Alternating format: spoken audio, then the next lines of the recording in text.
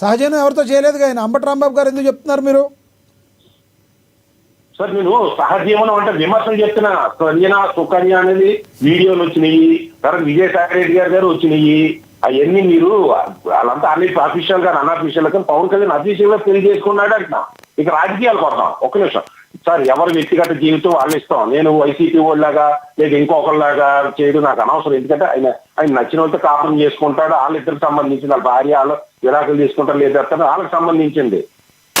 ఇక లోకల్ స్థానిక రాజకీయాలకు ఉత్తరాంధ్ర రాజకీయాలు కొడతాం. ఉత్తరాంధ్ర రాజకీయాల్లో తమ్మినేని సీతారాం గారు ఈయన ఒకే కమ్యూనిటీ, కళింగ కమ్యూనిటీ నాకు తెలిసింది. వాళ్ళిద్దరికి వైసీపీలో పడలేదేమో, పరకే బయటకు వచ్చేసాడేమో. అలాగే పచ్చ కమ్యూనిటీ చూసుకుంటే మీరు ఇందాక అన్నట్టుగా ధర్మాన ప్రసాదరావు గారు ఏమన్నా పొగబెట్టారేమో.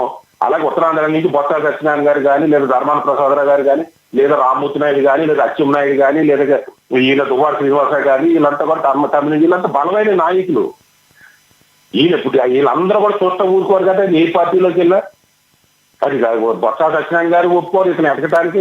ఎవడైనా సహజం అది. లేదా ధర్మాన ప్రసాదరావు గారు ఒప్పుకోరు, లేదా తమ్మినేని సీతారాం గారు ఒప్పుకోరు, అక్కడ అచ్చెన్నాయుడు ఒప్పుకోరు. ఇప్పుడు బీజేపీలోకి వచ్చేసి నేను కూటమిలో పెంటపాత్ర పోషిస్తానంటే అచ్చెన్నాయుడు రామ్మూర్తి నాయుడు వదిలేస్తుంటా కూర్చుంటారేంటి? ఈ జనసేనలు కలిపేసుకుంటారేంటి అతన్ని? ఎక్కడ నాకు తెలుస్తుంది ఇటువంటి వ్యక్తులకి రాజకీయ భవిష్యత్తు పార్టీలు మారిన శూన్యం సార్. నేను అనేది కొంతమంది వ్యక్తులకి ఇటువంటి రెచ్చిపోయి వాళ్ళు బూతులు మాట్లాడి ఒక దువ్వాడ శ్రీనివాస్ గానీ, ఒక అంబటి రాంబాబు గానీ, ఒక పేరు నాని గానీ, లేదా ఈ కొడాల నాని గానీ, ఇటువంటి వ్యక్తులు మరొక పార్టీలోకి వెళ్ళి జటానవడం చాలా కష్టం. అక్షర్ సత్య గారు మీరు అందుబాటులో ఉండండి. అందుబాటులో ఉండండి, మళ్ళీ మాట్లాడుతారు కానీ మీరు మనతోటి జనసేన నేత వీర మహిళ సుంకర కృష్ణవేణి గారు జాయిన్ అయ్యారు. ఆవిడతో మాట్లాడదాం. కృష్ణవేణి గారు నమస్తే అండి. లక్ష్మణ్ గారు నమస్తే అండి. మీకు లక్ష్మణరావు గారికి అలాగే అక్షర్ సత్యం గారికి నమస్కారం. వీక్షకులు కూడా నమస్కారం. నమస్తే అండి. ఏంటండి దువ్వాడ శ్రీనివాస్ ఎవరైతే ఉన్నారో మీకు పరిచయం చేయాల్సిన అవసరం లేని పేరు. గతంలో మీ అధ్యక్షుల వారి మీద మరి ఆయన చేసిన వ్యాఖ్యలు మీకు గుర్తుండే ఉంటాయి బహుశా.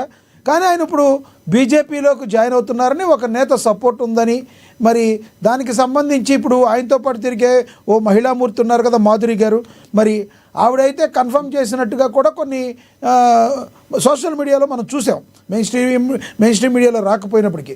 మరి నిజంగా దువ్వాడ శ్రీనివాస్ బీజేపీలోకి వెళితే మీరు కూటమిలో ఉన్నారు కాబట్టి మిమ్మల్ని ఇది అడగాల్సి వస్తుంది. ఎన్డీఏ కూటమిలో భాగంగా మీరు బీజేపీ టీడీపీ కలిసి ప్రయాణం చేస్తున్నారు. దువ్వాడ శ్రీనివాస్ వస్తే ఏ విధంగా ఉంటుంది? అది మీ కూటమికి ప్లస్ అవుతుందా మైనస్ అవుతుందా? లక్ష్మీనాథ్ గారు, ఇక్కడ మీరు ఏమనుకోవద్దండి. ఇందాక మీరు ఒక మాట అన్నారు, హిట్ పేర్ అని అన్నారు. వీళ్ళు దువ్వాడ మాధురి గారిని, దివ్యల మాధురి గారిని దువ్వాడ శ్రీనివాస్ గారు హిట్ పేర్ అని అన్నారండి. హిట్ పేర్ కదండి.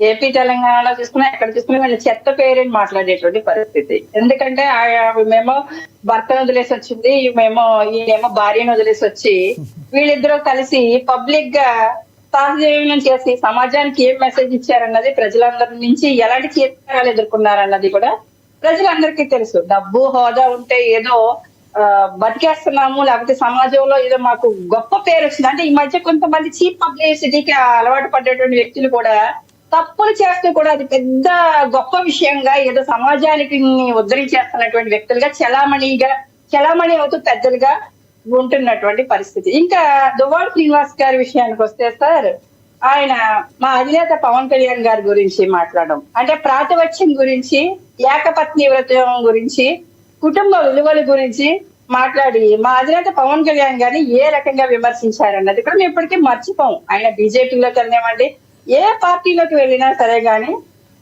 ఆయన వీళ్ళకి మాధురి గారికి కానీ దువ్వాడ శ్రీనివాస్ గారికి కానీ మీ పార్టీలోకి వస్తే తీసుకుంటారా? మీ పార్టీలోకి వస్తామంటే తీసుకునే అవకాశం ఉందంటారా మీ జనసేనలోకి?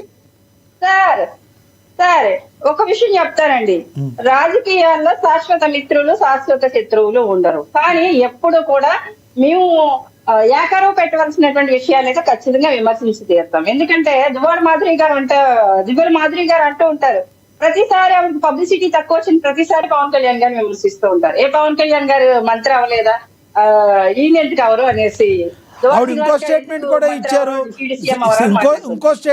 ఇచ్చారు. సినిమాల ప్రకారం నేను పవన్ కళ్యాణ్ ఫ్యాన్ని, రాజకీయాల్లో మాత్రం నథింగ్, అసలు ఆయన కంప్లీట్ ఫెయిల్ అని కూడా మాట్లాడారు.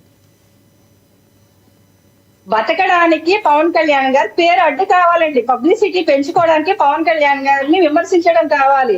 వీళ్ళు ఏదో రకంగా చలామణి అవడానికి పవన్ కళ్యాణ్ గారు పేరు వాడుకుని బతకడం మనకు అలవాటైపోయింది. తిట్టినప్పుడు ట్రోల్ అయ్యారు, అలాగే పొగున్నప్పుడు ట్రోల్ అయ్యారు. కానీ వీళ్ళకి ఏంటంటే చీప్ పబ్లిసిటీకి అలవాటు పడ్డటువంటి వ్యక్తి.